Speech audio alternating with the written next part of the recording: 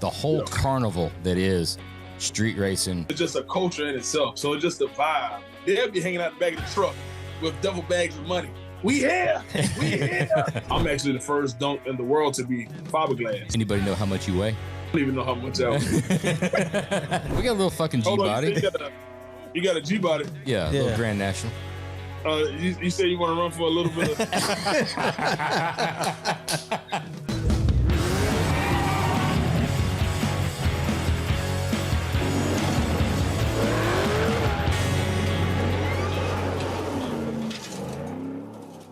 Welcome to Oil and Whiskey, an Ironclad original.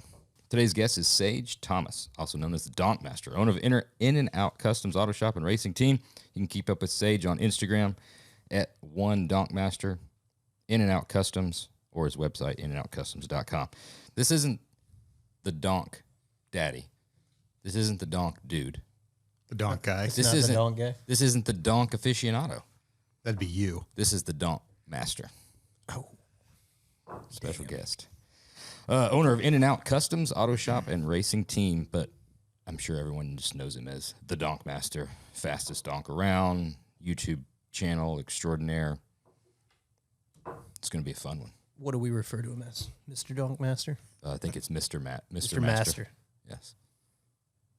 Are you sure? Wonder if he goes by the D Master too. That's kind of cool. I would. I actually kind of like that. Well, welcome to Oil and Whiskey, man. Glad to have you. I appreciate y'all having me. Absolutely. We ran into each other at SEMA and had a brief little conversation, and wanted to set this up, so we've been looking forward to it. We were talking just off air right before you came in. Not off air. We were, I guess, on air. And are you referred to as Mr. Master, or is this Sage, or just DM, or the D Master, or like what do you go by? If people call me Sage, Donkmaster, the fastest man in the world on 26-inch wheels. You know what I mean? Whatever. Well, let's get right into it, because like I said a little bit before we started, like, you're not just like a donk guy, right? No. You've self-titled yourself the Donkmaster, right? Oh, yeah. Well, actually, a kid came up with that name from Orangeburg, which I'm originally from. Okay. So, growing up in Orangeburg, down in the rural area of Orangeburg, always had the baddest and fastest donk there was. So, about 15 years ago, I had a little fella call me. He said, when I came to the car show, I shook all the cars and turned the alarms on because I had my big block was so loud. So he said, I'm going to call you the Donkmaster. And I just roll with it.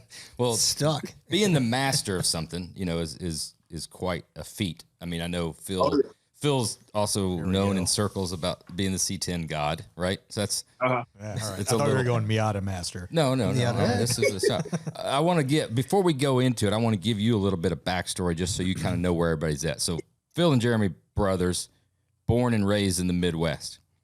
Okay. Right.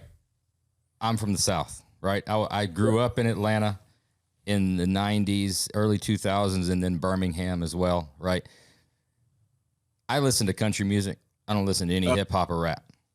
For these guys, they listen to a shit ton of hip hop and rap. However, they did not get to see the birth of the donk, the donks, the boxes, and the bubbles. They didn't get to see the M&M livery riding around. They didn't get to see the Newport car, which was one of my personal favorites. Right? They never got to see all of that. So we just had the '96 Impala SS. Yeah, that would be a bubble. That'd be a bubble. So how? I want to know. I know you've been in the South. You're pretty much your whole life. Oh yeah. Where did the racing thing? Before we get into donks, before we get into that, where did the racing and the enthusiasm for cars themselves come from? Oh well, it's far from Orangeburg. So like I called my uncles. I don't know if y'all know about George Gaffney and Earl Gaffney. They're one of the pioneers of actually door slammer cars. So in Orangeburg drag strip is the home of the door slammers. And shout out to, I call them my uncles, but I grew up around them and they taught me a lot of ropes, like Sonny Liddard, Sonny Tyndall, Scotty Cannon, Jason Spruggs. So like all those people used to come to the tracks on every Friday and Sunday. And I used to see the white coming in with a briefcase with $200,000 in there with a helicopter. They come grudge race the boys out of New Jersey, out of Florida. And you know what I mean? And we see the 632 Mountain Motors where Sonny Liddard would fly in and tune the carburetors and Sonny Tyndall would drive them. Like, I grew up seeing that stuff in the late 80s, early 90s. And it is kind of was just in my blood just drag racing. And that's basically where the drag racing stuff actually originated from for me, as far as at the drag strip in Orangeburg. Was it strictly about the cars, or was it the whole show? Was it the shit talking, it was the money, it was the everything that went along with it? Coming from street racing in those times, that like the cars were obviously a draw. I was into it, cars before that, but the whole carnival that is street racing for money and watching that shit go down is a completely different event than most people are used to. Yeah.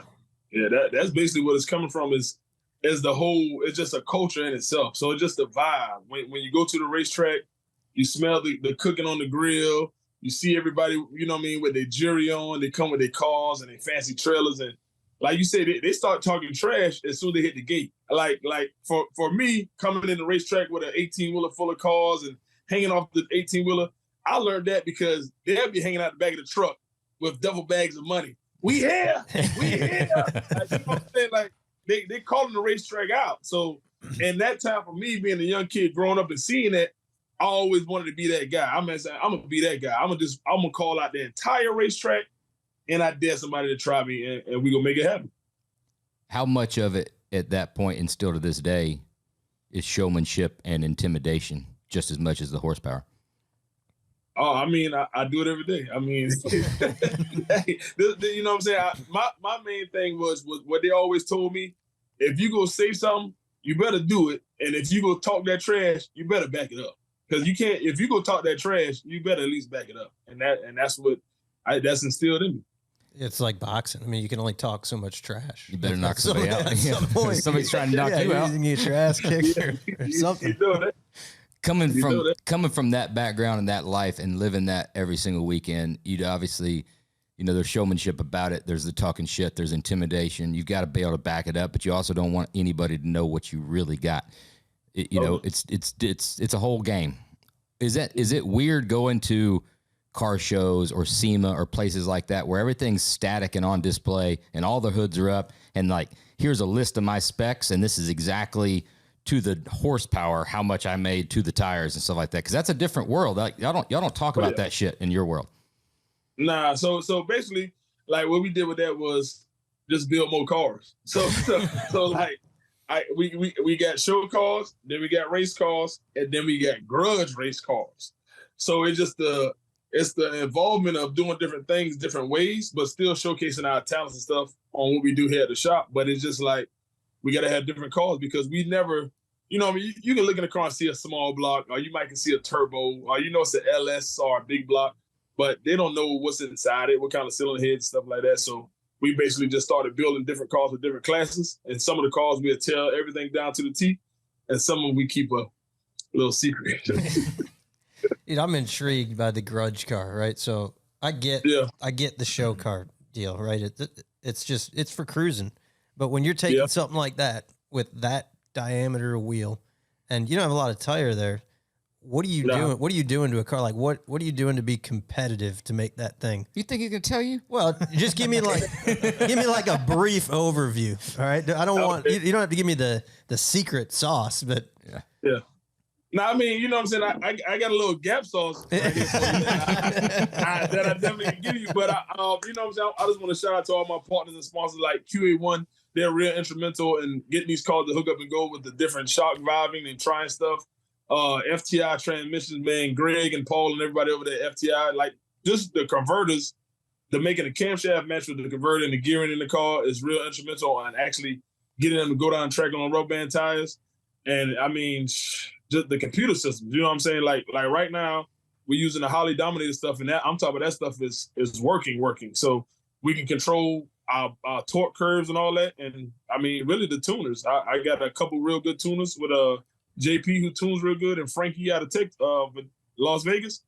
And it's really just the team. I mean, that's really how to get these cars down the track. Like doing this stuff for the last, I've been racing these big wheel cars over 20 years, and we're getting faster and faster every season. Not only just me, all my competition and everybody else in the big wheel world. So that is where it's coming to play. The shocks, torque converters, and your tuners. You know what I mean? You have to have good tuners that's knowledgeable of what we're trying to do.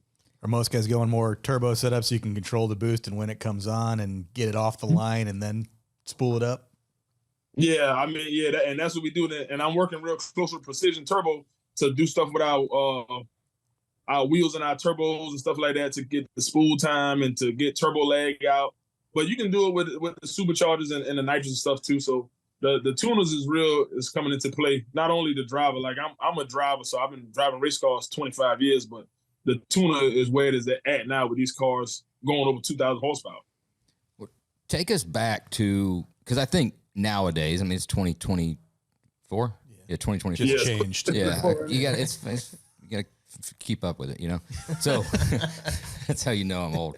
So you and a bunch of other guys have done a really good job, obviously, of bringing this quote unquote mainstream, right? Way more people know, even in just the last 3 or 4 years, how legit these cars are. But take everybody back to, because I'm intrigued by this. I was fortunate enough in late 90s, early 2000s, I cut my teeth, you know, selling big wheels, selling rims in the hood. I know all about tax season. I know all about Freaknik. I know all about, you know, the Magic City Classic. And that was where our big times, right? That was when we sold wheels. But at the same time, that was 20s were just coming out, right? Asantes, right? The Assassins were the shit, right? We put those on. And Donks were getting there, right? Everybody was building that stuff. They didn't have as many names as they do now, but it was early. But that stuff was still twist in spring lifts, right? That was truck springs on the front to get it jacked up, or even sometimes just just dropping the front cradle, re-welding it in, probably pretty badly. Adapters, you know, nobody was getting custom 3-piece wheels built. How do you go from you in the racing scene, the donk scene is just starting, and you're like, where does it come to? Like, you know what?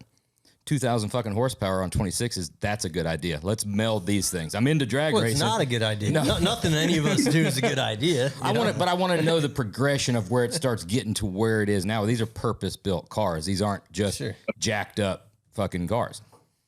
Nah, so at that time it was always about safety.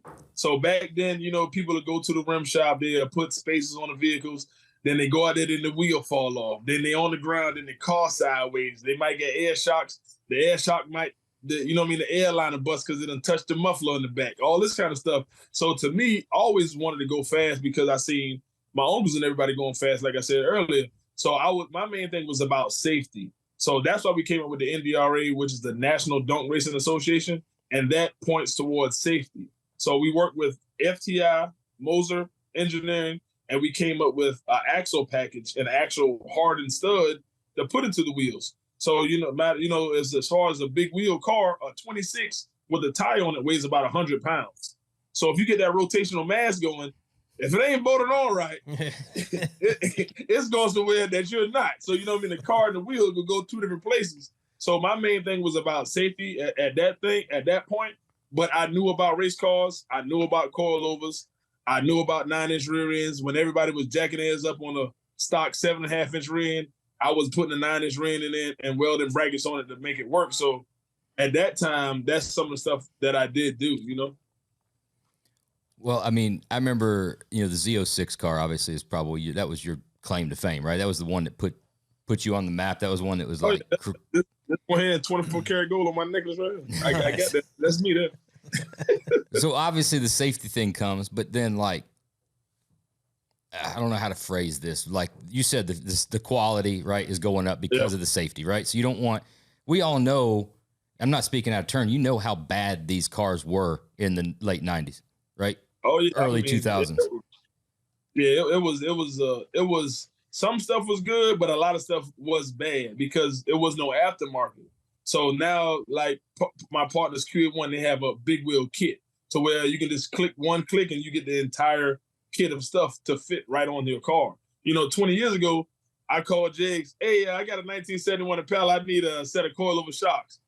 What you about to do with that? Why you need some coilovers for a 71 Impala? Those, we use those in the destruction derby. You know what I'm saying? So it was like some demolition derby cars 20 years ago.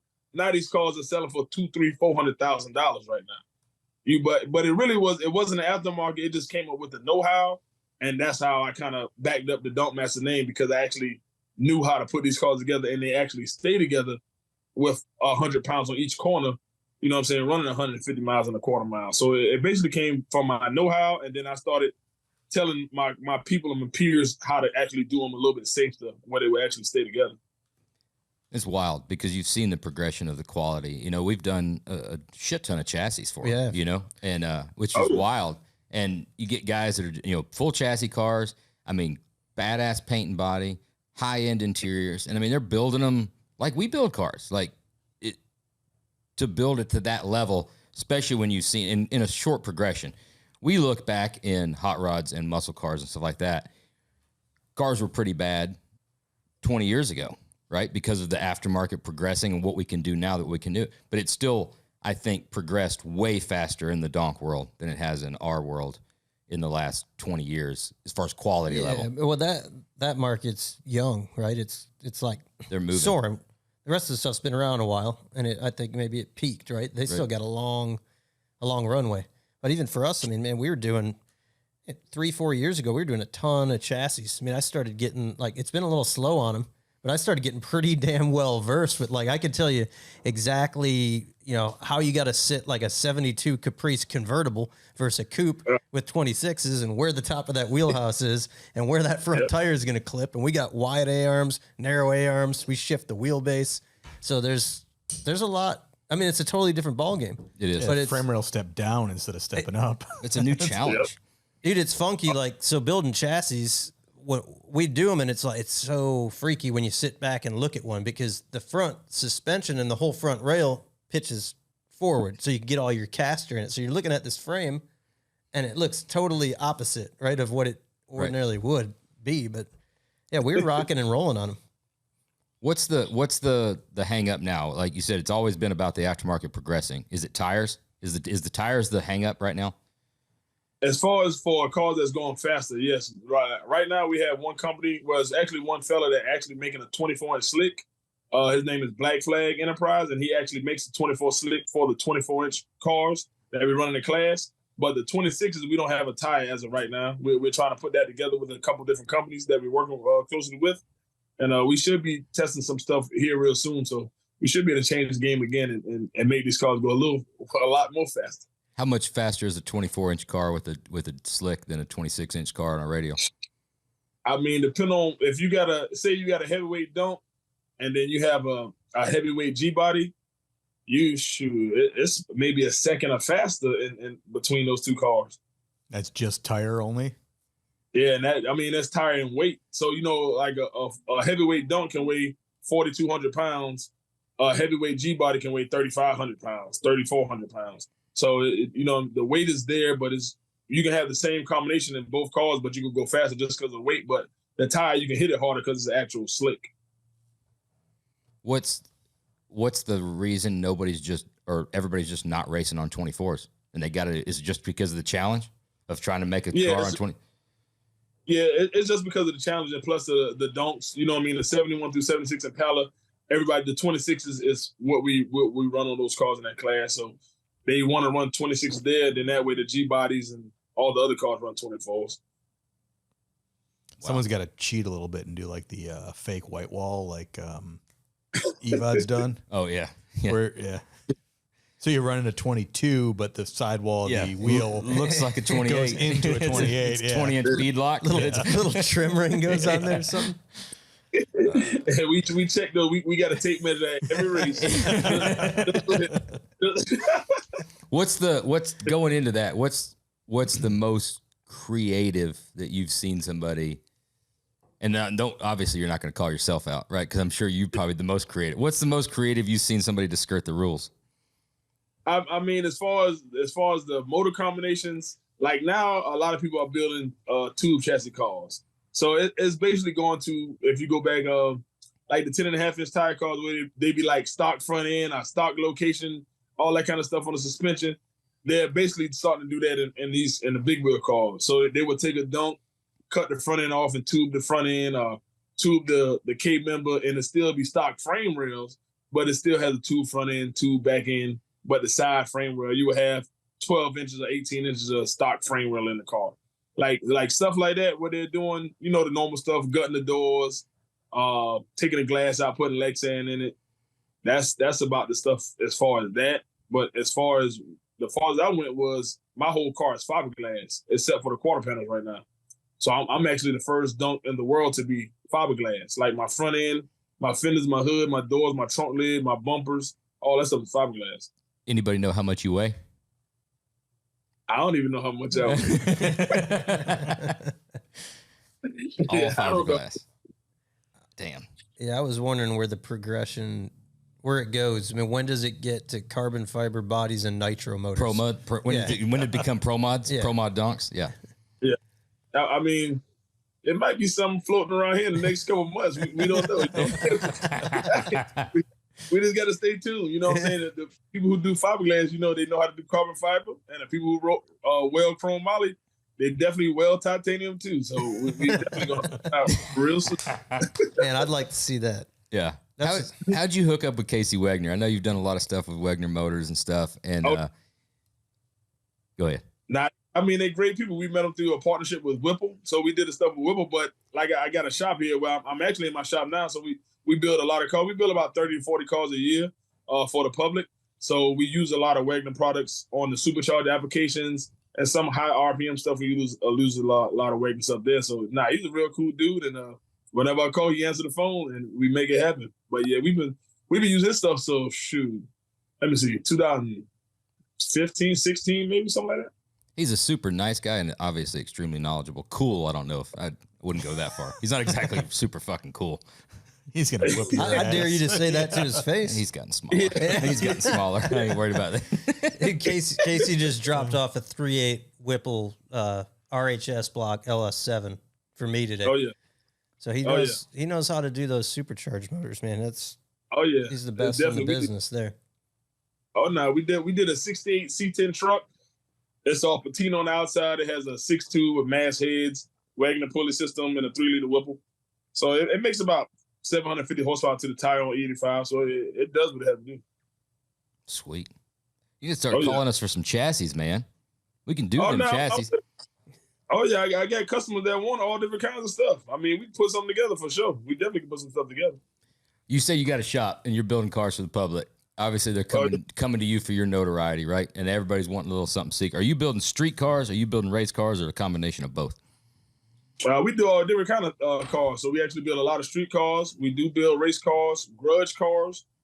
We tune a ton of grudge cars that do a lot of street racing and stuff like that. And then another thing we do the car giveaways. So we actually do 8 to 10 car giveaways a year also that we build here at the shop.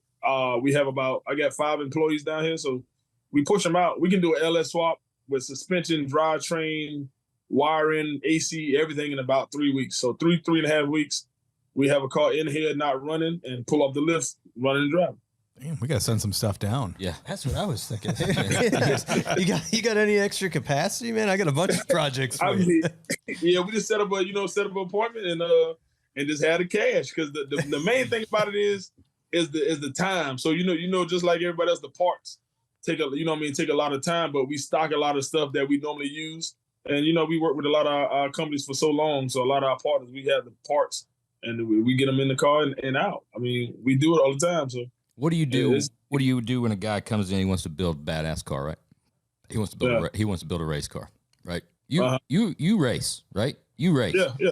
He's like, I got all the money, but I want to be faster than you. Yeah. I was like, well, for my car, what it costs, but you still got to learn how to drive. You know what I'm saying? That's the first thing I tell them that every time. I say, okay, you want to be faster than me, right? But can you have somebody who drive better than me? They look at me for a second. I'd be like, you still got to know how to drive the car. I mean, it's all about the tuning and all that. And I got some cars out there that's actually faster than my car that's running on the track right now, but I won't say I'm connected to it. but we have race cars out there that's really fast. I mean, we got some 3-second cars out there, some 4-second cars, all the way on up to the street car stuff. So we got some pretty badass cars out there. What have you seen? Transition a little bit. What have you seen for? Again, we run in different circles, right? Let's just call a spade. How have you seen our world, SEMA, aftermarket, the muscle car, that kind of high end world? How have you seen your reception into that? Oh yeah, I mean, over the years, it was a progression thing. So like in the very beginning, people be looking at me crazy, like, "What are you doing?" You know what I'm saying? And they kept looking. But the turning point was when I actually raced the late great Ken Block, man, in the Unicorn. So when Ken Block and Scotto gave me a call, man, you want to run the Unicorn? I was like, oh yeah, you know what I'm saying? So we went straight over there to California and ran the Unicorn, and that's when I actually seen it turn. I'm talking about it just transitioned to a whole nother level of people actually knowing who I was, because I was racing big wheel cars and just drag racing in general for 20 years. And then we came up and ran Ken Block, and I'm talking about it went to a whole nother level. So you think his stamp of approval in the aftermarket world changed things? Mm-hmm. Oh yeah, it definitely did, because they actually got to see me in a different light and what it was, and we really appreciate that. Shout out to Scotto, the Hoonigans, and everybody over there, man. But I mean, it was really a pleasure, and it actually, that stamp, you know, he's the greatest. To me, he's the greatest rally car driver there is. I mean, I don't know nobody better than him. You know what I'm saying? And the stuff he did for the automotive community, like he did a lot of stuff for motorsports in general. Yeah. Oh yeah. Legend right there. Yeah, hell of a guy. Oh yeah, that's a real legend. Were you surprised at how fast that fucking Mustang was? Yeah, who was I? I was sitting over there. That's why I think my gap sauce might be empty right now. he just gapped me. I'm talking, it was like a rubber band. You know what I'm saying? Like, I know my car makes a lot of power and it's really loud, but that Huna going and it's hitting the rev limiter about boop, boop, boop, boop, boop, boop, boop. Man, that thing shot out on me like a rubber band. I never seen nothing like it. Not no road racing. You know what I'm saying? That's a legit 7-second car in the road. Like, for real. I've never got to see it run in person. Obviously, all the videos and stuff like that. But I've always wondered just sheer acceleration. What it? Oh no, it's crazy. I'm talking about, it is crazy. That's nuts. What's in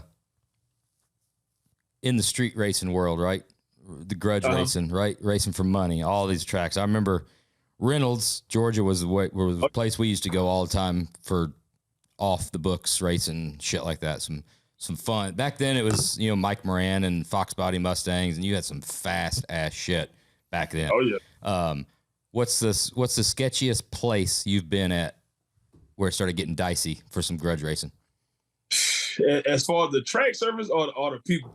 Man, you know the stories I want. Both. I mean, in South Carolina, we got this place called 21, right?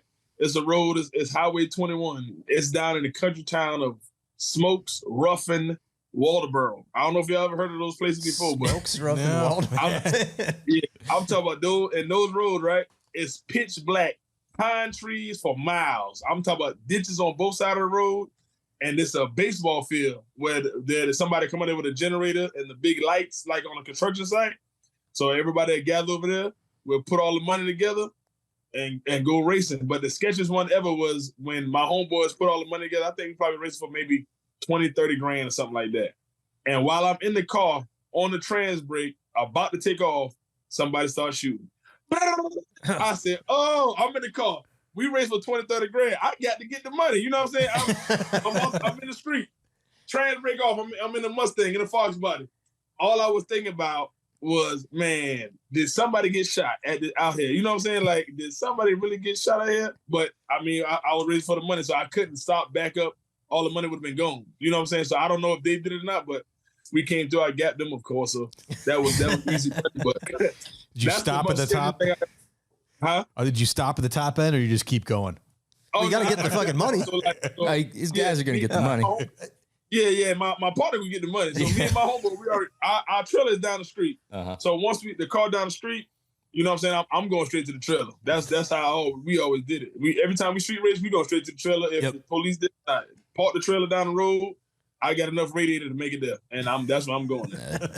Hype men handle the money. Drivers getting it loaded up. He gone. Because if you're racing for that type of money, that thing comes out once that night. Yeah, and I'm talking. This was over 20 years ago. You know what I'm saying? This is over 20 years ago. Another incident after that with the big wheel stuff was in 2015 when I went down to Miami, Florida in 2015, and that's when we really kicked this big wheel racing stuff off. I raced my partner of mine, Two Fly, down there in Miami, and we raced the two Donks. in the street on MLK, which is a very big weekend in Miami where they bring out all the new Impalas, all the new cars, all the new Donks. And we went down there and racing. I'm talking, we had maybe 3,000-4,000 people out there in the road, helicopters flying. It's on YouTube about 2015, and we actually raced. And of course, I got the money that day too. So that was a good time. Man, them the damn Cubans, the Mexicans, Latino, they're bringing the shit. Oh, it's a whole bunch of everybody down there. They got what's the deal with that all-wheel drive Donk? Have you seen the videos of that thing? Yeah, that's a fella named FYE out of Florida. He got an all-wheel drive twin turbo Donk. He's still trying to figure it out, but it should do something once he get it figured out. But he got one down there. He the first to do it down there too.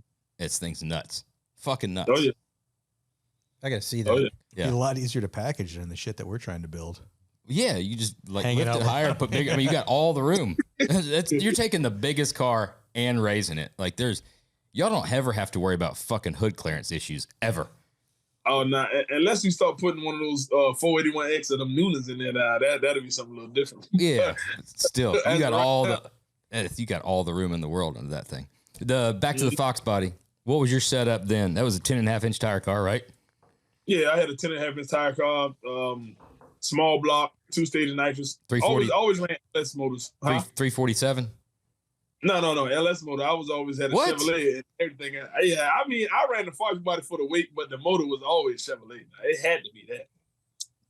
Yeah, we had a 2-stage nitrous, 440 cubic inch LS motor, and it made a little over 1,000. I think that car made probably 1,300 or something like that. What trans? We had a power glide in that one. Had a glide in it with a 8.8 ring in it. Yeah, little hatchback Mustang. Matter of fact, we had called that one at that time. Let me see. So that car was called Osama bin Laden because they were looking for Osama bin Laden all the time. That's good. And I'm telling you, we want a ton of money with that one too. We want a ton of money with that one. But it was a pretty good car. We had it hooked up pretty good. I'm telling you, we had dragged the bump in the street with that thing. But like I said, that was a long time ago. So you know what I mean? That was. Yeah, everybody, preface this since this is going like we got a couple of listeners in Canada and a couple in Australia. Well, I think we've got like 4 guys and they keep sending messages like I'm the last listener in Australia. I'm like, well, y'all need to gang up. Like there's 4 guys that listen in Australia. But we'll preface this is all way back in the day. But I'm getting fucking chills thinking about the old street racing days, right? Because I mean. My wife was right there with me. We lived for that shit. Like there was nothing better than. This is different than. I mean, I'm not going to get into a whole thing about the takeovers and the shit now, but that shit. Maybe we're just old. It was different back then, right? There was nothing.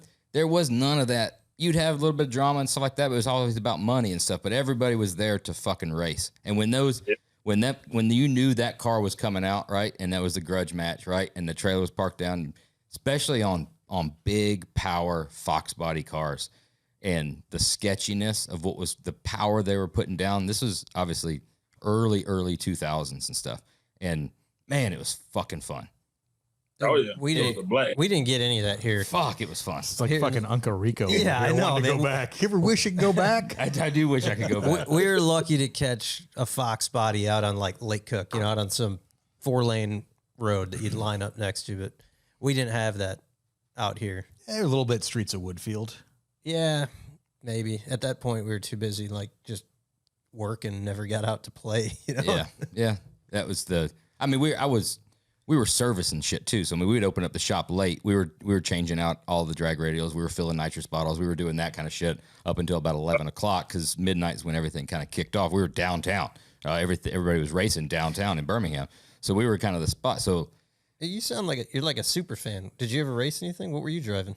I know that Ford Probe wasn't going up against anybody. Ford Probe was long gone. It was the Probe that totaled, then the Dakota, then this was Civic. This was Civic days. Had Civic hatchback and Civic coupe. So you were racing that? Yeah, we were racing the coupe. I mean, the coupe was a show car. The hatchback was a race car. Yeah. What kind of motor you had in the hatchback? It was a B18C. It was a dual overhead cam, supercharged. Yeah, it'd do 1090s back then in 2002. 2002. Oh, no, that's fucking fast. You was fast back then. Yeah, it was. There's a quick shit. These are all magazine cars. This is Nopi. This was back in the day. All that kind of shit. Nopi. Yeah. They bring Nopi back. Matter of fact, shout out to Isaac and them boys. They bringing Nopi back. Are you serious? Yeah, I mean Isaac. I just talked to him the other day. They actually bringing Nopi back. That's fucking wild. You want to talk about not to go off on a tangent, but if you want to like look up Nopi the company and what they did, starting off with just a small little like mom pa Volkswagen motor fucking shop, and then what it did turned into I guess the height of that shit was what 2000 2001. Yeah, it might be somewhere early 2000, 2003, 4. Yeah, I remember going in Charlotte. I know they had a big crazy parties in Myrtle Beach and Charlotte. So yeah, that had to be at least 20 years ago. Yeah, we used to go to when it used the big show was downtown Atlanta, and then it got so big the city kicked them out, and they had to go to the racetrack. They had to go to Hamilton or whatever down to the circle track. And dude, no lie, like fucking Columbus, those parking lots 100 times what Columbus is. No shit. Every single hotel, it's fucking nuts. It's absolute like nuts. Tuner Nationals. Yeah, it was tuner. It was mini trucks. I mean, there was donks rolling in. At that point, it was just like you're into like for young people, they knew how to fucking do it. And like we always talk about, like our shows are so fucking slow and old. It's a different demographic. Bikini contest. I mean, then that shit ran late. Foam fucking pit parties and every damn band you could think of. Different era back then. Oh no, that was crazy. I definitely remember all that stuff. I want to know your take on this because over the last probably 5 to 6 to 7 years, I know my wife has always been into it, right? Because we did for a living.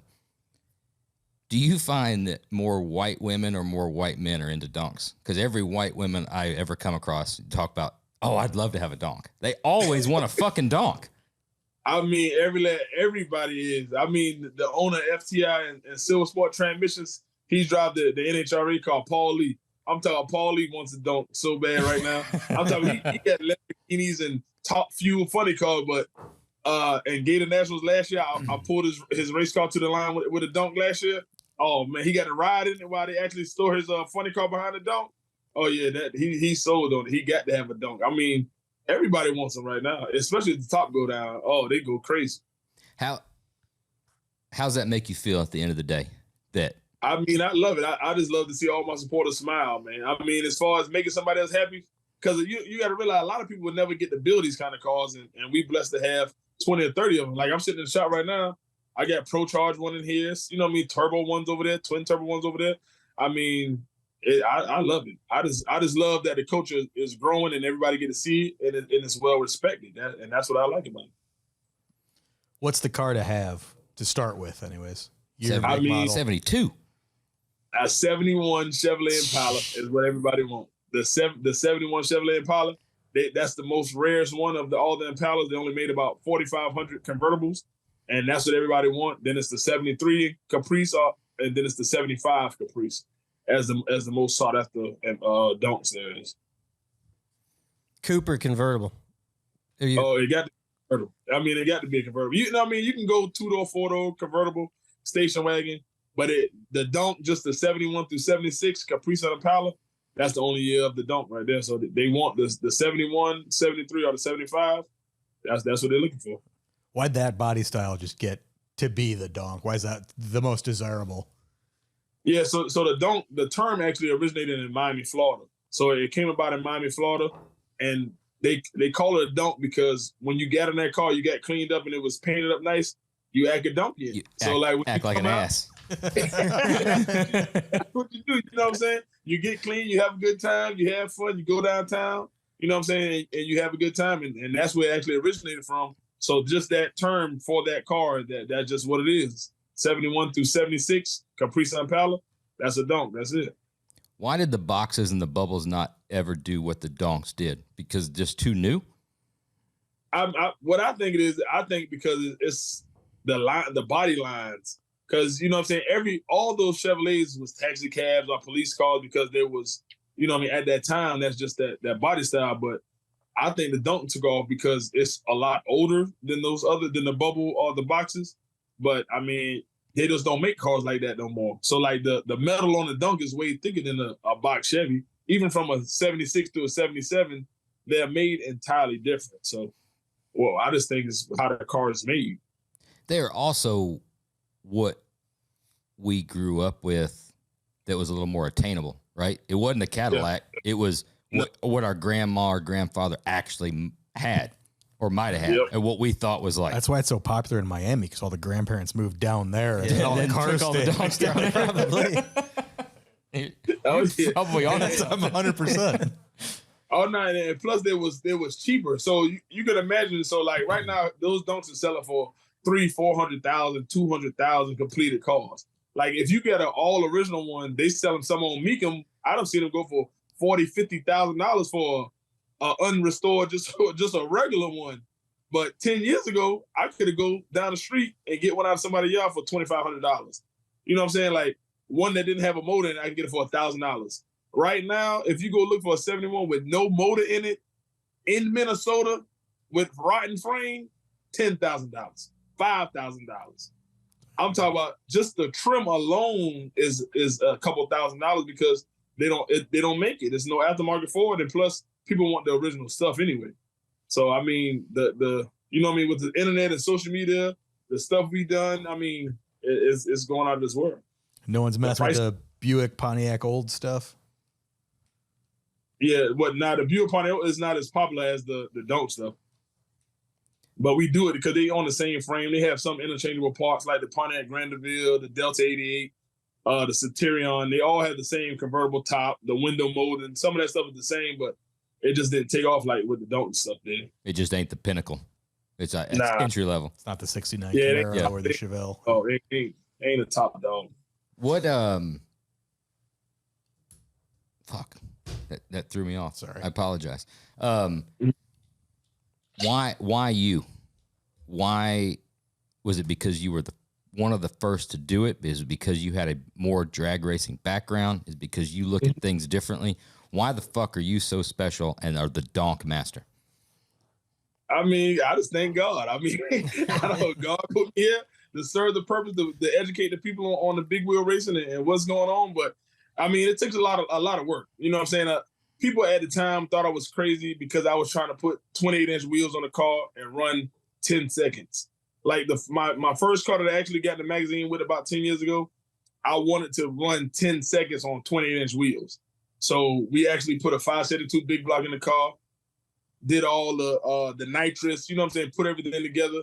But it just, as far as the people around me wanted to see me win, like they thought it was crazy at first. Now I ain't gonna tell you a lie. When I went into there and talked to my tuner and said, I'm gonna put a 572 and this car with 5,500 pounds. I'm gonna put 28-inch wheels on it. I'm gonna shit, and I'm gonna run 10 seconds with these rubber band tires.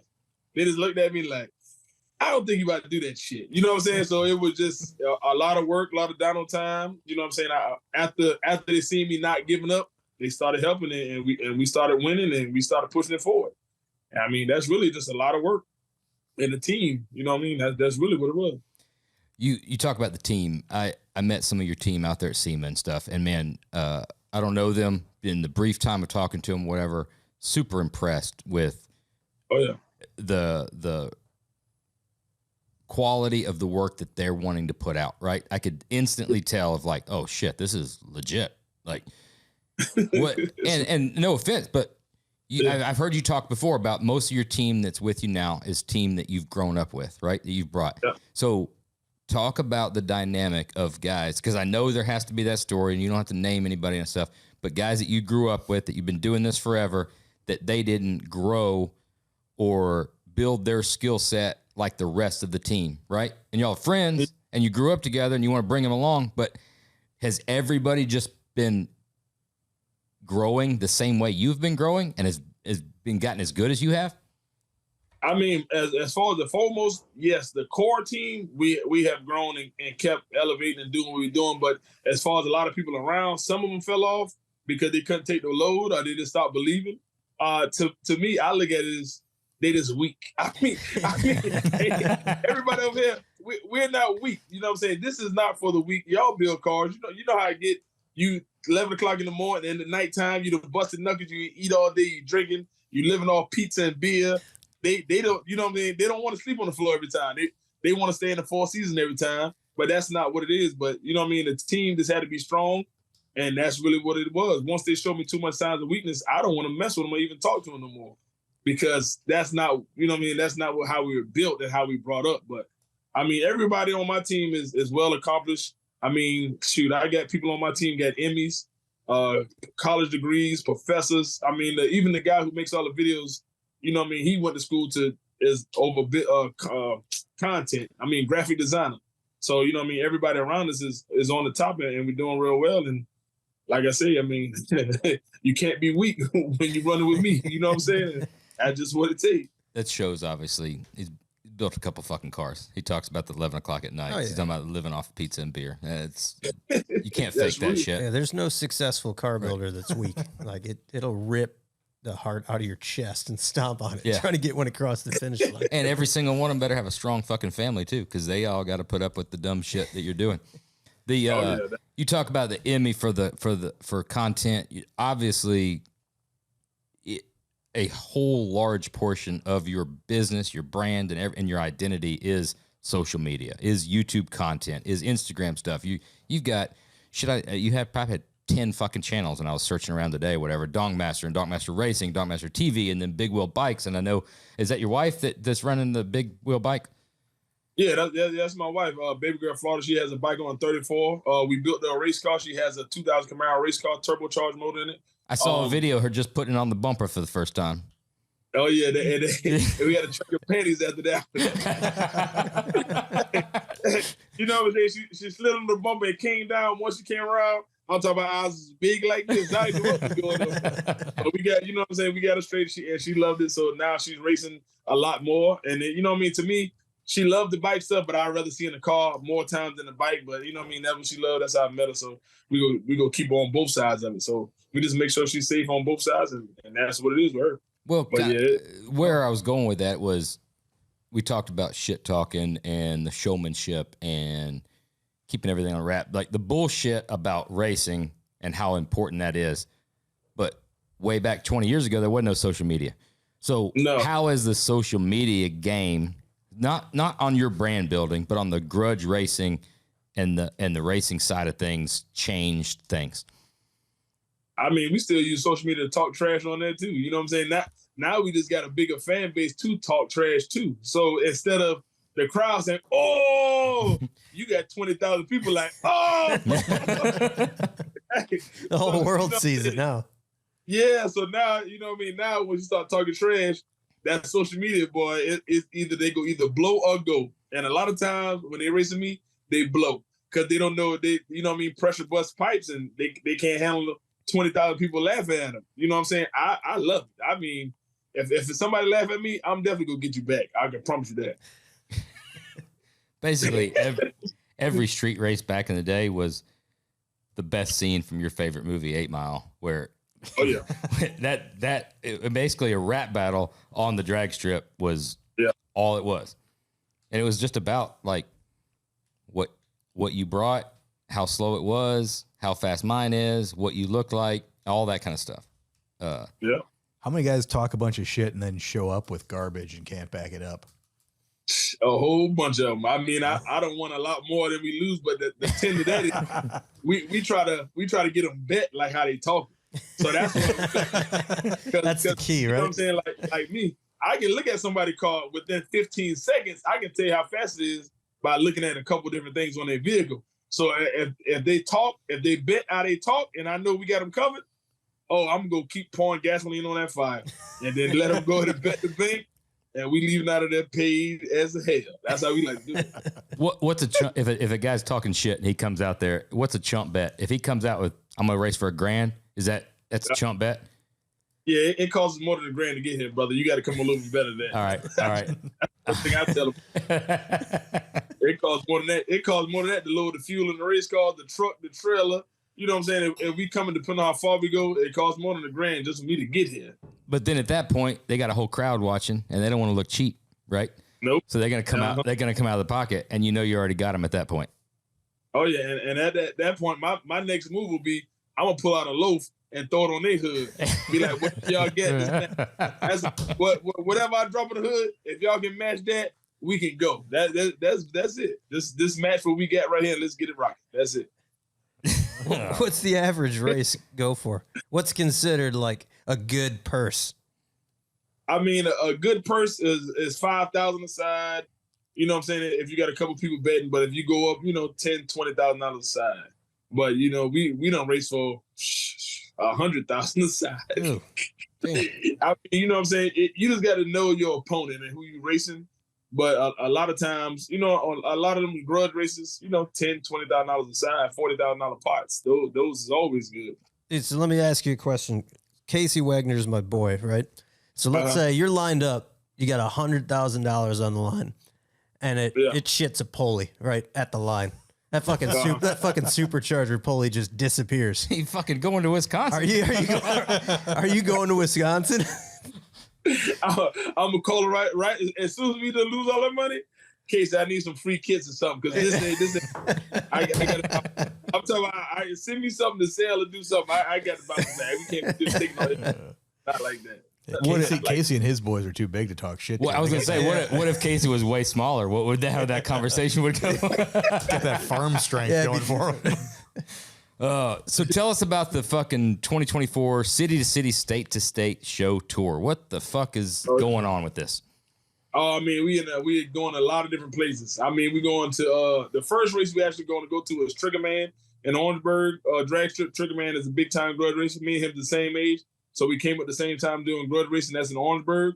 We gonna be in Georgia. I'm talking. We got a big race in Texas called the YouTubers Call Out, where we have all the big YouTubers come and race. That's a colossal thing for social media because we have like Freddie LXX, On the Gas, Weston, Lacey Blair, Zach. I'm talking about we have Demonology. All those big YouTubers come together and we all share content and we race, talk trash, bet some money, have a good time. And that show normally goes viral for about 2 weeks after it actually is done. So after that Sunday, we have about 200 to 300 YouTubers actually just dropping content day after day, hour after hour about the entire event and what's going on. Like last year, we had Hot Rod Magazine coming there, Motor Trend. We had PRI out there. We had some people from SEMA there. We had a lot of different people, Nitrous Outlet, Boostain. I'm talking about a lot of different companies actually coming on board and helping us with the show. And that's a big one. That's that big YouTubers Call Out. That's a big one. That's April 13th in Texas and at Texas Motorplex. Are you making more money off YouTube or street racing nowadays? The street racing, I retired. I retired. So what I mean. We do a lot of merch stuff like that. Stuff the stuff in my shop. I sell parts. Stuff like that is pretty good. So I don't have the street race no more. I didn't street race in a long time. Matter of fact, about 5 years, maybe 4 or 5 years, maybe. Dude. So we try to stay on the track and do it on the track now because I don't have a lot of street racing, but now I'm getting a little bit older. I don't want to do too much street racing too much no more. Hey everybody, Josh here from Oil and Whiskey. We're excited to announce that Ironclad is launching a new Ironclad original, Borderland, with host Vincent Rocco Vargas. Vince, a Hollywood actor, former Army Ranger, and Border Patrol Special Operations veteran, offers a distinct viewpoint on border-related issues as the grandson of a Mexican immigrant. Take a look at this teaser for the upcoming Ironclad original, Borderland. It's hitting all major platforms on February 22nd. You don't want to miss it. On any given day, there can be more than 10,000 apprehensions on America's southern border. Some have crossed snake-infested jungles with their children on their backs to escape gang violence and to find a better life for their families in pursuit of the American dream. Some, well, we don't know where they're coming from or what they want. My name is Vincent Rocco Vargas. I'm a United States Army combat veteran and a former member of Border Patrol's Search, Trauma, and Rescue Unit. On the new Ironclad original, Borderland, each week I talk to people to better understand the causes and effects of the border crisis. We cut through the partisan talking points. We're not interested in perpetuating fear. We're interested in seeking truth, hearing what's really going on America's borderland. Subscribe now wherever you get your podcasts or on YouTube at This Is Ironclad. I know you had to have dreams. Anybody that wants to be a fucking winner has dreams. But when you were out there racing that yard cart, did you have fucking any idea that you'd be talking about the shit that you just talked about with the show?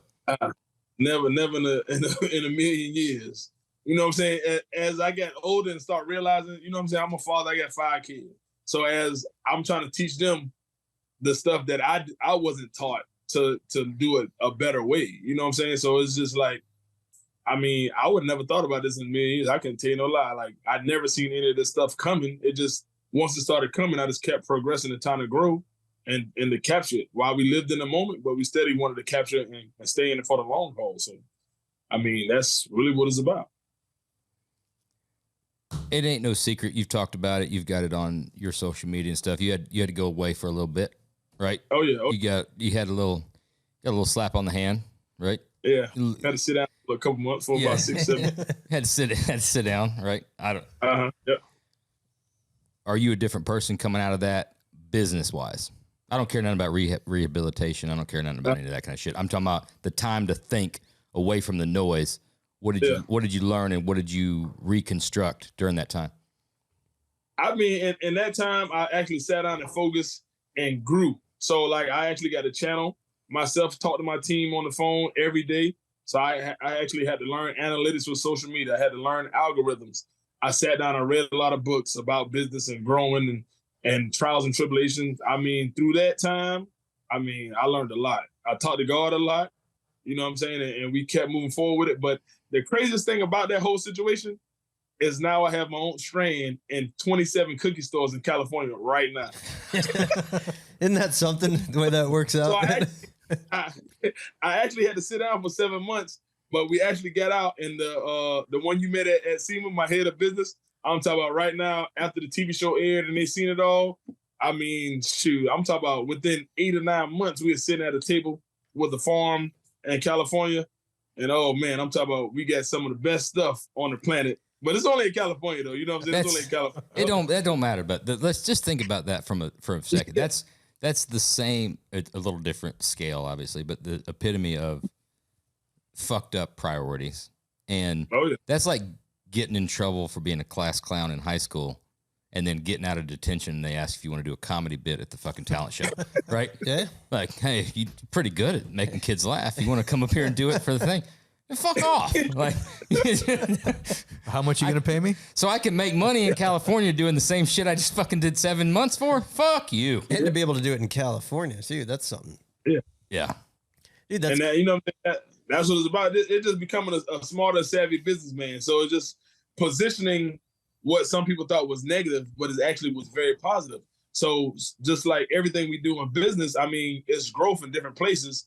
And some stuff people don't want, these people over here really do want. So I might as well just, you know what I mean, cater to the people that really would want it. So that's what we did. And we actually turned it around. And it's doing very well in California for us. So that helps also. There's got to be a good marketing opportunity for that to show just how good that shit is. Like, this stuff is legit. Trust me. Oh, yeah. Like, I did a little time. So good I went to prison for it. Right. So, ought to be illegal. There's got to be in most states. Got to be an angle on that, man. It got to be illegal, but yeah, the brand is Lifted Farms. So Lifted Farms, you know what I mean? Shout out to Lifted Farms and Sean and everybody over there. But yeah, it's top notch. I'm talking about some stuff 33%, 38%. I'm talking about it's top of the line over there. Who's going to make it legal first? South Carolina, Georgia, Tennessee, Alabama, or Mississippi? I mean, I know they're South Carolina. You know what I'm saying? I'm thinking it might be Georgia. Sounds more than to me, but South Carolina, I don't see South Carolina right now. Not at all right now. Georgia probably the first one. But Illinois, right? Just any crooked ass state that needs the tax revenue, right? If you can get the taxes for it, Illinois, and California, the most like left leaning states. Illinois make murder legal if they could tax it. Yeah, I guarantee fucking see it. Yeah, that'd be good. You just you want to kill that dude? That's fine. Get a permit. Yeah. You know that. Fucking crooked ass politicians. Tell us about the They Clone Tyrone movie promo for Netflix. Oh no, that was huge. I mean, the Netflix thing is definitely was huge. Shout out to the multicultural team over there, Sade, everybody over there at Netflix. So that came about maybe 3 years before it actually happened. And the only reason it didn't happen 3 years ago because of COVID. So when COVID happened, they actually was filming the movie, and then they was going to actually go into production and start the promotion for it. But when Corona came so long, they had to keep pushing it back and keep pushing it back. So my head of business development, Stephen Morrison, he actually, we kept in contact with the whole team over there at Netflix. And then one day they just called and said, hey, we want you to build this car because the Donk and stuff is in the movie. So, they clone Tyrone is Jamie Foxx, John Boyega, and Tiana Paris. So they actually kept talking to us, see if we can build a car. They wanted to have it for May the 20th. They called us on January. I was like, yeah, it's no problem. We got enough time to do it. It's no problem. They actually turned around and called us in March and said they want it done for May. So I was like, well, how much time we gonna have? We were like, you might have about 45 to 60 days. I said, okay, about 60 days would be good. Turns out it was 38 days. Shit. So we actually took a Donk from our partner, Carlos Miller. I don't know, y'all know Carlos Miller from 85 South, Nick Cannon, Wildin' Out. Okay, yeah. Yeah, so he actually had a car to shop. We actually got his car. We outfitted for what they wanted, put a TV in the trunk, LS swap, AC. I'm talking about lights, everything on the car. My man Jughead did the music and everything in it. And we went on a 3-city promo tour with it after we did the photo shoot. So we did a photo shoot in May. We was on the road June and July, all the way up until August. We went to Miami to the African American Film Festival.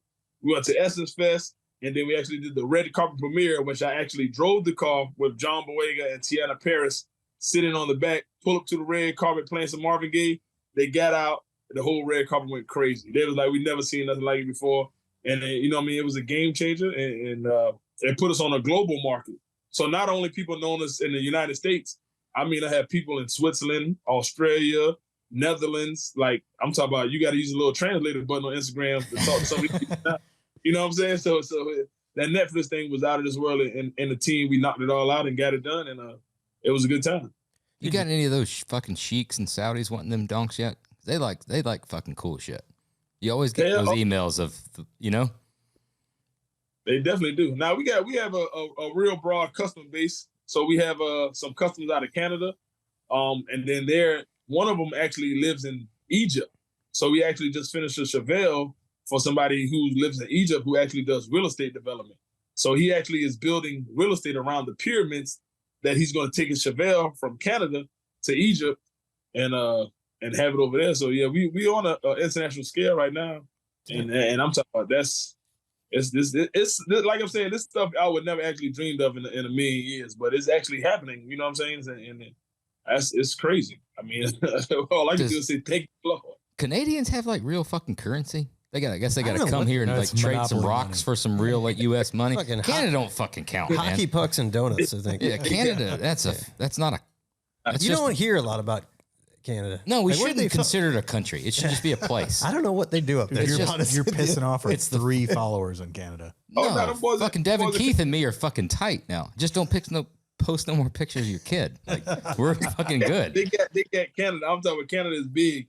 Toronto and all the boys up there in Canada, they love old school cars. I'm talking about we done did a couple of them up there in Canada. Really? He got a dog. Oh yeah, I'm talking about the first one I did in Canada. We put 28-inch wheels on it. We put the carbon fiber Corvette ceramic 16-inch brakes on it. You know how much the Z01 carbon fiber brakes cost? Oh yeah, 15 grand. Yeah, we actually put a set on the Donk, and it's in Canada right around on 28 right now. Can you understand what the fuck they're saying though? Yeah. Hell yeah, they talk English. They don't talk English. Yeah, they talk good English, man. Them boys, they cool fellas, man. They got it's a lot of cars up there in Toronto now. It's a lot. Do they do 28-inch snow chains? Nah, he don't drive it. They don't drive it in the snow. They don't drive it in the snow. Your first car and story about that car. Very first car. I still got it. Matter of fact, it's right here. I think I still get it. So I actually have a 74 Nova that I still get. It's outside right now. So I bought that car when I was 16 years old. I bought it out of a paper called the Carolina Trader. So I actually paid $900 for it. It was all primed down. It didn't have no motor, nothing in it. I actually put a small block 400 in it. And that was around the time Big Timers, Cash Money Records, and all them boys, and they said they had the Gucci seats and the Burberry and all that stuff. So I actually have Gucci interior in my 74 Nova. I raced it a lot. You know what I mean? I used to drive to school, drive to college, and I did a lot of motor swaps to it. I mean, I still get it. It still got the suspension and everything on it from 20 years ago from the last time I drove it. But it's a 1974 Nova, and I learned a lot from it. And I'm never gonna sell it. I'm gonna keep it. And you didn't wreck it? Never wrecked it? Nah, I hit a couple curves a lot of time, but I ain't never. We've got. I'd say, what do you think? It's 95% of the people that have been on this podcast. We talk about the first car. Yeah, everyone wrecked it. We've done 120 something episodes, and I bet you there's 110 of them wrecked the first 110 car. of them have wrecked their first car. Oh no, I still got mine. Mine is exactly the same. I still got it. He's a better fucking driver. Yeah. You got plans for it? You got to have something that you're dreaming up for it one day. Yeah, Nice. I want to do a 6-speed. I'm thinking about doing a 6-speed turbo, twin turbo setup or something like that. Something like a Pro Touring type thing. Something I can actually drive. Because, back in the day, I had 18-degree heads, 406 motor, 2 stages of nitrous. Like, I'm talking about... Super streetable. Yeah, something like check the rock arms and everything on all the time. You know what I'm saying? But, yeah, I want something I can drive, get AC in it, cruising and stuff like that. You got to call us, dude. Let us know. We can at least do the suspension portion. Hook that part up, make it drivable. Get a chassis in it. Okay. Yeah, get a chassis under it. Make it Something fucking like a Pro, something like that. Yeah. Something put it on a 6-speed in, something with a little supercharger, something in it where I can play with it a little bit. That's all I want to do to it. But yeah, I'm not gonna sell that car. I'm gonna keep that one. I think Wegner owes you a motor for it, right? No, he didn't. That was a fictitious lost race. That was a hypothetical. What were you at 16 years old? What job did you have at 16? I was washing cars. So I was actually washing cars at Happy J's Car Wash. I used to walk to work every Saturday and wash cars. So I used to hand wash cars from about 7 o'clock in the summertime to about 8:30 at night. So I used to go there and I worked at that job from when I was 15, 16, and 17. So actually buying my first pair of shoes, buying clothes, up to buying a car, because I'm really pretty good about saving some money. So I actually always wanted a car, because working at a car wash, you see every kind of car. You know what I'm saying? You can see a BMW Z4 coming there, or you might see a Donk coming there. You might see a truck, or, an 18-wheeler we used to wash. So it was just, working at the car wash really got me fascinated with automobiles and burning out and all that kind of stuff. So working at that car wash just saved my money. That's why I got it. Was that burning out in customer cars that got you fascinated? I had a couple customers be like, just put a little extra tire shine on the back tire for me. That's all it was. That's what they would tell me. They'd be like, young boy, come here, young boy. Put a little bit of tire shine on the back tire for me. And they used to leave the parking lot. And if I had it down, I would have had some video. I got to know. I did a little time in a car wash, so I want to know about the car wash. Was this automated car wash? You doing cleanup stuff? This in the hood street corner car wash by hand? Yes, real car wash with eliminator, a 5-gallon bucket, and some stuff and some mitts. We didn't even have no absorber rag. We had to use 2 different chamois. One was dry, one was wet. We wiped the windows down wet and wipe it off dry. It was a real in the car wash, real hood car wash. This brings me to my next question. Is this going to be a Joshism here? This is a Josh. No, this is a question. We've never had the opportunity for the expert. I've been the only one that's ever been able to explain this business model to these two. Okay. Right? VAT in 26s. So we've traveled the country doing all kinds of road tours, right? Again, like I said, I grew up in the South, sold rims, tires. That's how I cut my teeth in this industry. We did a tour maybe 6 years ago, 7 years ago. And we started in Atlanta. We went up to Charlotte and then hit the coast and went all the way down to Key West, right? A long tour where we're going through the South. We stopped at maybe second day in or something like that. It gets brought up. They're asking me about what's the deal with used tire stores. They had never seen a used tire store. Well, it's everywhere you look. I had to explain to them what used tire stores were. Man, I'm telling you, used tire stores was the best. In Orangeburg, we got one on every corner like a ticket store. That's what I mean. You can go there and get $10 tires. If you roll in there and you complain too much, you will get a free tire. I'm talking about if you at a tire shop is like a hood Walmart. You might be there, get your tire, somebody go come save some food. They might want to come get you some, whatever the case would be. At the tire store in the South, I'm talking those things on every corner, and they're a real lifesaver. You don't have to go to Walmart or to Firestone.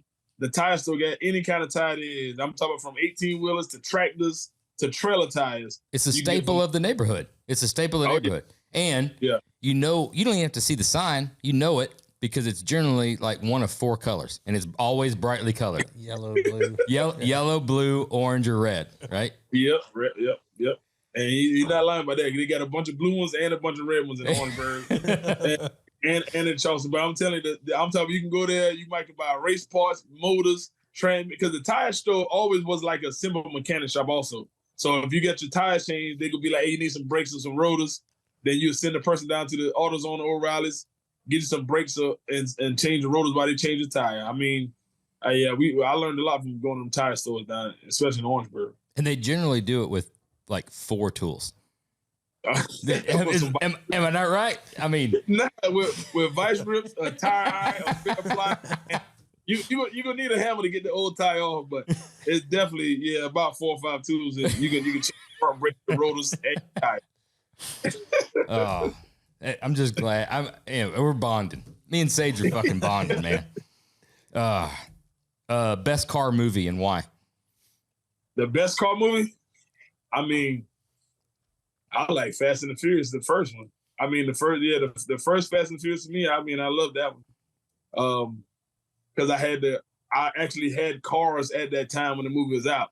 So like we would drive the cars to the movie, and then just like back in the day, you want to do karate, you come out, you tear the whole parking lot up. We go street racing, we go have a good time. I mean, Fast and Furious probably is my best car movie. Hey. It was a good era. It was a good era when that came out. Oh yeah. Jonathan Goolsby, right? Former employee, worked with him for a long time. The very first Fast and Furious that came out in Birmingham, huge launch. His CRX that we had just built, they put inside the movie theater for the movie, for the launch of the opening night of Fast and Furious. That's how big we were in the fucking imports back in the day. You and Jonathan rolling in with some K-Swisses. No doubt. Right? At that time, it was Sheltos. It was Sheltos. No, it was no over. It was Jonathan had an over-eye. Jonathan had an over-eye until a year ago. But, yeah. What color were your eyebrows at the time? For that, it would have been orange. Orange hair or orange eyebrows. And then that recent movie, though, I can say they cloned Tyrone because they had the dunks and all that stuff in the movie. And they actually depicted the cars right. You know, they actually depicted the cars right in that movie too. So I can say they cloned Tyrone because of the dunks and what they showed in the movie with the car. That's a pretty good movie also. And I got to finish that movie. I started it on the plane, and you always get fucked up when you land. You don't finish it, and you never go back to it. It's a good movie though. Yeah, the beginning of it was cool. Yeah. Best piece of advice you've ever received? I guess best piece of advice, my uncle.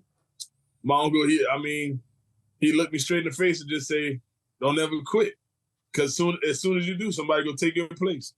So you don't want to quit." I mean, he always tell me, "Never give up, never quit, keep pushing," and that's really, I mean, yeah. My uncle's he's a wealth of knowledge, so never give up, never quit, and you know what I mean, just keep going.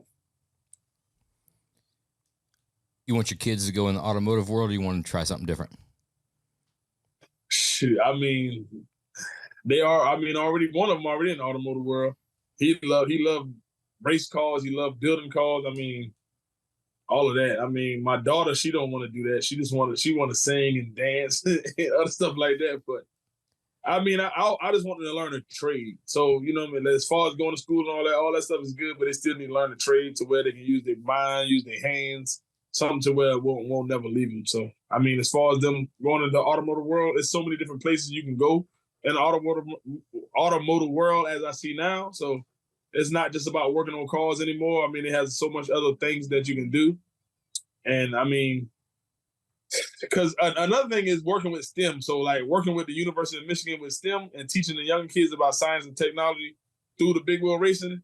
it opened my eyes to a lot of different places in the automotive world, because there's a lot of professors and doctors that actually sit there and study these cars in Flint, Michigan. So, I mean, yeah, it's so many different ways to get into the automotive world.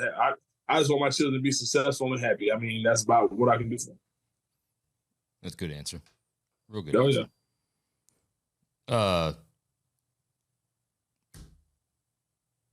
There's like 5 or 6 I can go to. We change it. We go to standard questions at the end. I ask every single guest the same questions, but there's different ones I can go to, and I'm trying to think of which direction I want to go to.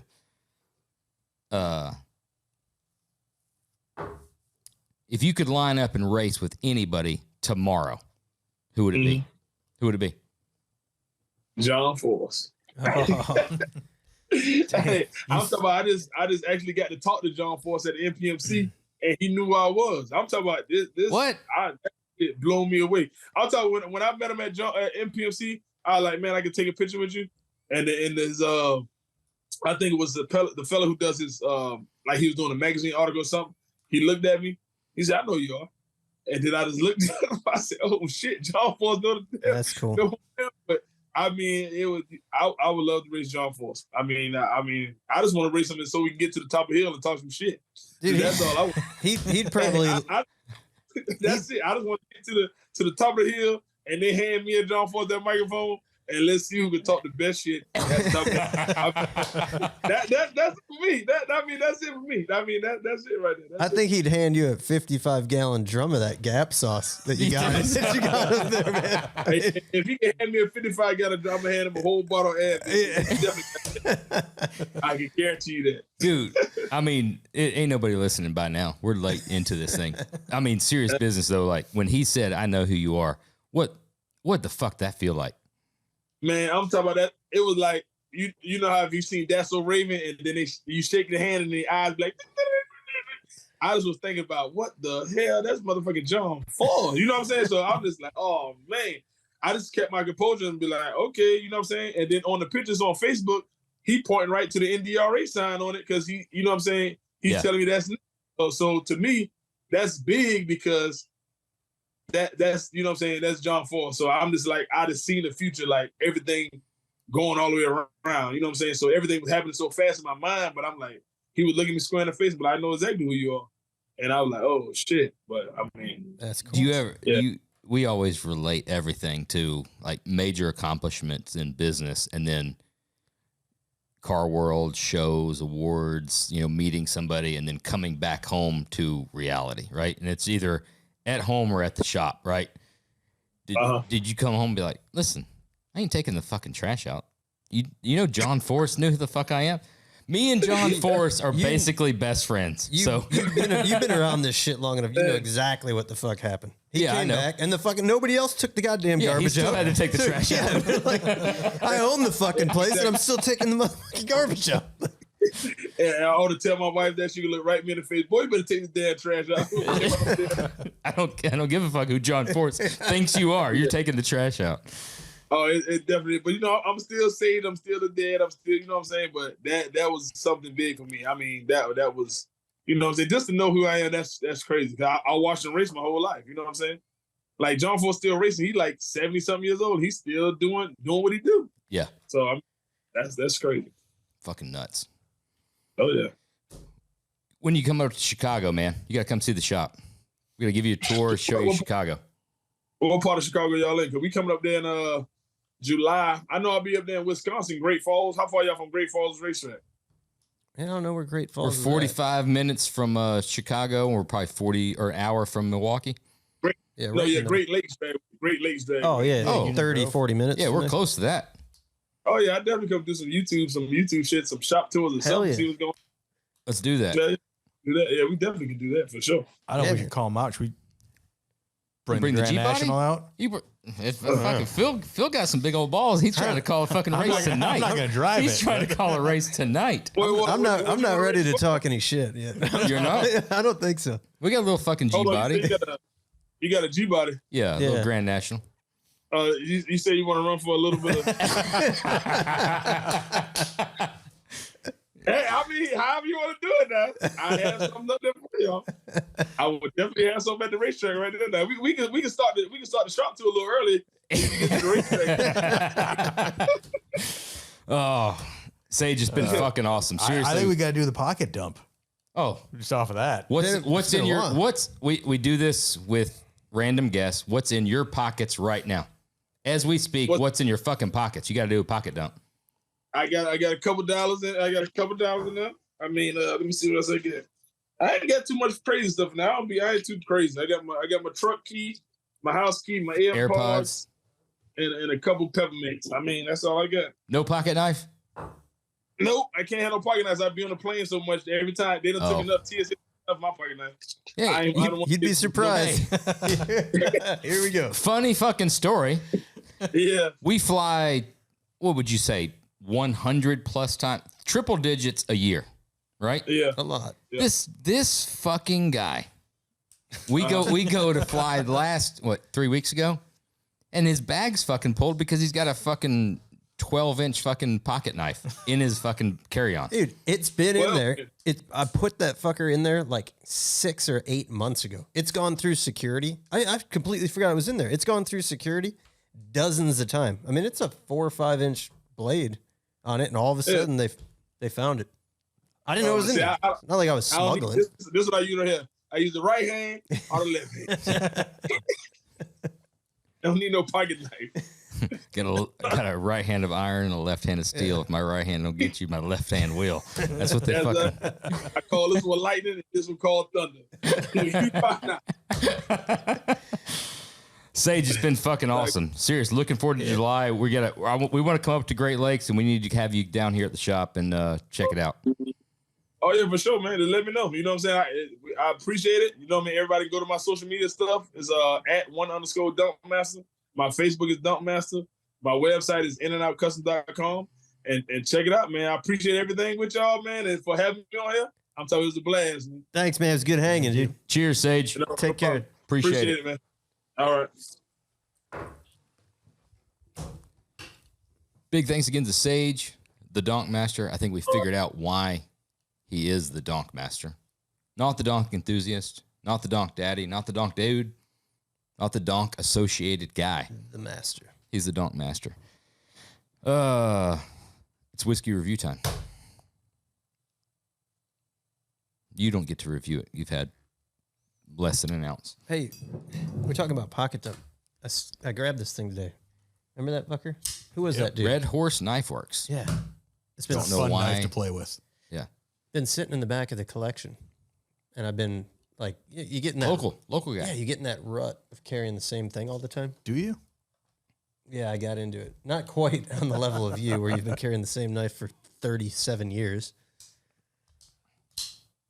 But yeah, that thing is fucking rad. The Red Horse Knife Works. This is what? The Hellion? Fuck. It looks like a Hellion. Completely pull out of the ass. Yeah. I don't know if that's right. You're a master of those types. No, if it's not, it should be renamed. Let's look it up. I could be wrong. I'm man enough to admit when I'm wrong.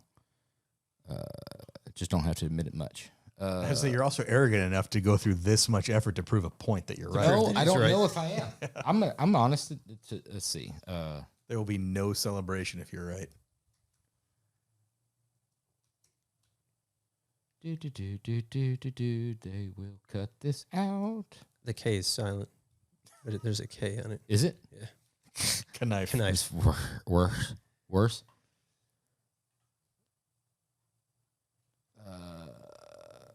Hellraiser. You were close. I was wrong, but I was close. It was. Dude, look at that engraved one. Yeah, that's the German series one. They haven't done that one for quite some time. Man, is that cool? The Hellraiser. I was wrong. It's the Hellraiser. I think I said it last time we talked about that fucking round over on the back of the blade. It's the stupidest thing, but it's like my favorite part of the knife. I know. Yeah. It's so fucking smooth. My favorite part of the knife's the knife. It's just the whole thing's really good. It fits in your hand. Yeah. That's a big knife for a small hand. It's a grown ass fucking man's hand, dude. Small to medium hand. It's a good knife. Great fucking pull. Red Horse Knife Works. Check them out on Instagram. They're here local to us. The Hellraiser. Everything he does is fucking badass, though. Yeah, good looking stuff. What are you rocking today? The Benchmade. I don't know the name of this one. I could see his old ass switching over to toothpicks. You know, that's like an old man thing. I could see like a little toothpick vial, a vial with several toothpicks. You realize what I could do with a toothpick? What? Me with a vial of toothpicks is worst fucking well, based on the ending. The mini toothpick that you sharpened, that you stuck in Phil's leg on that road trip. That was a dart. That was an anomaly for that to happen.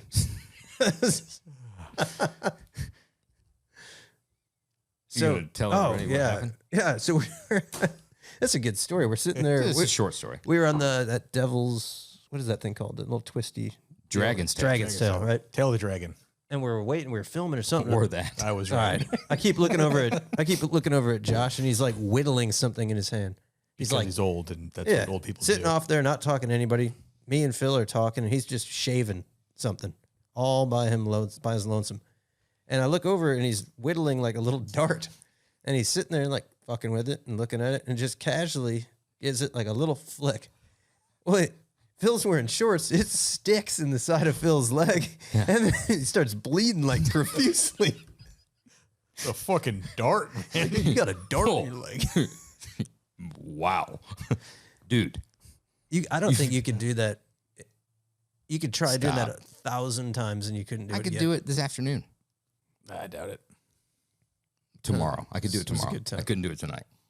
All right, whiskey review. Castle and Key, Castle and Key. Hey, we didn't get to break out. the PGS. Yeah, we've all seen it. Oh, dude.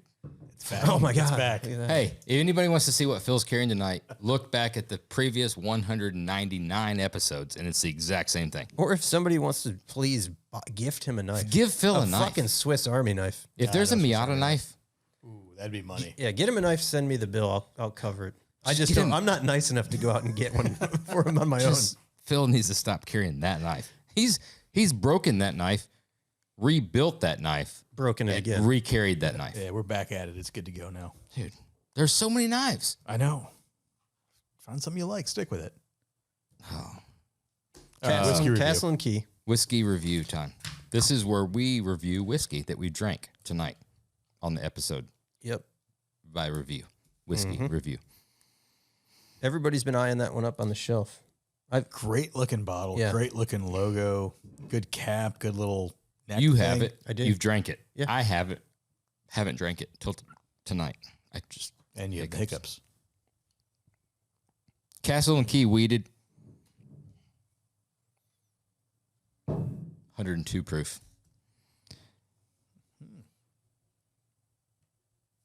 This is distilled and aged in the Old Taylor Rickhouse. And as most people know, that is a concrete rick house. Oh, yeah. Everybody knows Everybody. if you're into whiskey. Josh, enlighten us with your useless knowledge. Oh, I picked this. I picked this bottle up around about the same time that you picked it up, and I did a little research. I just searched, Just and then Googled it. I read a review, and I read a little article, and I was like, oh, that's kind of fucking cool. It's aged 5 years, 5 years age statement on it. Which is also cool. Also cool. Anything that has an age statement at this point in time in 2024, It's got a if number. it's got an age statement. It's got a it's number of things something. going for it. Yeah. That's for sure. You drank not near enough to be able to review it, so I think you'll sit this one out, right? If you'd like me to, I'd drink a glass of it. I'd have drank more if it was better. Probably. That was good. It was. I hit it with a 7-0. I think it's a buy it for sure. 7-0. I like Jeremy. I always like the weeded stuff. I like anything with an age statement, or at least I like to buy it if it has an age statement. But it's good. Got a different flavor profile. Elaborate on that. Lean into that a It's little bit. more on the brighter, spicier. This isn't like thick, maple, viscous, like dark side. This is bright, light, spicy side. More My like, side, like flowers and rainbows. didn't say that. I'm trying to interpret your words. No, this So would for the be, for the listeners. This would be thin, light, Blanton's, Noah's Mill, spicy, not deep, not maple. I got it. Not viscosity. I see where you're going with that. Yeah. It's that direction. Yep. I don't have the words to properly. Did you like it? I did like it. How much did you like it? If you had to put a number on how much you liked it, like a Like a rating? yeah, We should do a rating. like I'm doing a anywhere- 6.7. I'm doing a 6.7. solid. I'm gonna go 6.5. Little hot, Hot. spicy. It's not hot. Spicy. It's 102 proof. It's not hot. You're Spicy. like the cool Spicy. guy all of a No, sudden. no. I only drink high proof stuff. Look at me. We've been drinking 90 to 102, 105 all the time. If it gets to 120, it's high proof. It has a little bit of the burn to it. It does. The initial, yes. You know why? It's the age. It's young. Tis. Yeah, I was hoping for a little bit more out of mainly out of just the bottle and the label presentation. Still looks and fucking good. Yeah, and being weeded. Yeah, a little bit let down. Still buy it better than a lot of other stuff out there. 6.5. I think you went a little low. I think you went a little low. I think I went a little high. I think the ratings might be a little off tonight. I think we might be a little mixed up. so. Like 6.7 being right in between 6.5 and 7.0, probably right there in the middle I of the generally don't like to give you a win, but I think you But might. 6.75. I think. Yeah. Hey, good. Who did somebody say 6.75? Did you say? No, I none think, of us said it. I think Phil's. That's a good review. It's this great review. Let's just go 6.75. It's probably across the whoever board. didn't say 6.75 is an idiot. Fucking great interview tonight. Fun. Yeah, cool dude. Hell of a businessman. He's got a lot of neat stuff going on. Hey, used tire stores. I knew all about it. That was one thing I knew all about because Uncle Josh filled me in, sat me down on his lap, and told tell me you- all about used I think tires. it should be a something. whole new episode of just like Uncle Josh? Yeah. Uncle Josh reflects. Thanks for listening to Oil and Whiskey with the Roadster Shop and Ironclad Original. If you like the show, be sure to leave a rating and review. Go check out Donkmaster, YouTube, Instagram, at Donkmaster1, at In-N-Out Customs. We'll see you again next week.